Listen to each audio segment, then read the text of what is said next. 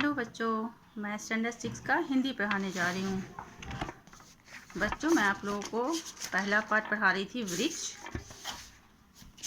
और अब हम इसके प्रश्न उत्तर की तरफ बढ़ चुके थे। तो बच्चों देखिए, हम लोगों ने यहाँ तक निम्नलिखित को मिलाएं, यहाँ तक हम लोग कर चुके थे। अब हम लोग आगे बढ़ते हैं। चौथा है, निम्नलिखित काव्यांशों को पढ़कर दिए गए प्रश्नों के उत्तर दें। ये जो लिखा हुआ इसे पढ़ के इसका उत्तर देना है। तेज हवाएं कब बहती हैं? बच्चों, इसमें विकल्प भी दिए गए हैं। जब वृक्ष पर नए पत्ते आते हैं, जब वृक्ष पर फल लगते हैं, जब वृक्ष मिलकर झूमते हैं, जब वृक्ष के पत्ते झड़ जाते हैं। जब वृक्ष मिलकर झूमते हैं। तेज हवाएं कब बहती हैं? जब वृक्ष मिलकर झूमते हैं। ये सही है। किसकी बोली एक जैसी है? कवि और वृक्ष की, वृक्ष और हवा की, सभी लोगों की, सभी वृक्षों की। तो बच्चों यहाँ होगा सभी वृक्षों की। वृक्ष का रूप कौन लेना चाहता है? पशु पक्षी, हवा, कवि, सभी लोग। तो बच्चों यहाँ पे उत्तर होगा तीसरा, कवि। धर, धर शब्द का क्या अर्थ है? पहला धूल, दूसरा घर, तीसरा धन और चौथा है धारण। तो बच्चों इसका उत्तर होगा धारण।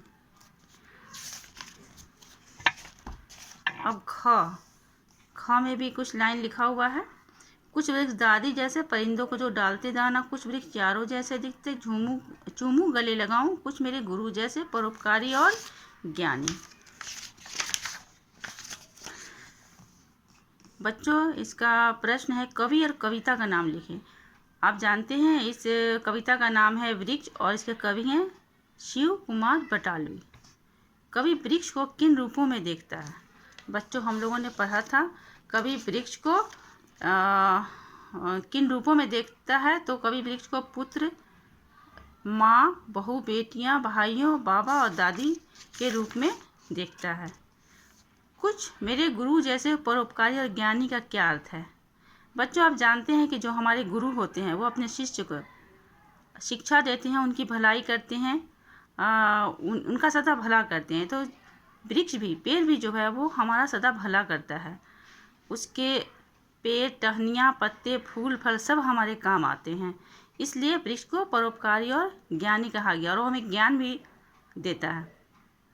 चौथा, परिंदा और यार शब्दों के दो दो पर्यायवाची लिखें। तो बच्चों, परिंदा शब्द का पर्यायवाची क्या होगा? परिंदा मतलब होता है चिड़िया। तो एक आप चिड़िया लिख सकते हैं, दूसरा आप खग लिख सकते हैं। दूसरा है यार, यार का पर्यायवाची मतलब समानार्थक शब्द भी होता है। यार मतलब दोस्त, और दूसरा आप लिख सकते हैं मित्र। तो देखा बच्चों, आप लोगों को ऐसे इसका प्रश्न का उत्तर देना है। ये आप अपनी कॉपी में लिखेंगे, मैंने आप लोगों को बता दिया है। आप अपनी कॉपी में होमवर्क लिखेंगे, एक साइड में डेट डालेंगे, और पहला पार्ट वृक्ष है लिखकर, और फिर आपको ऐसे वर्क करना है। और फिर अगले क्लास में मैं आप लोगों से मिलूँगी। तब तक के लिए बाय।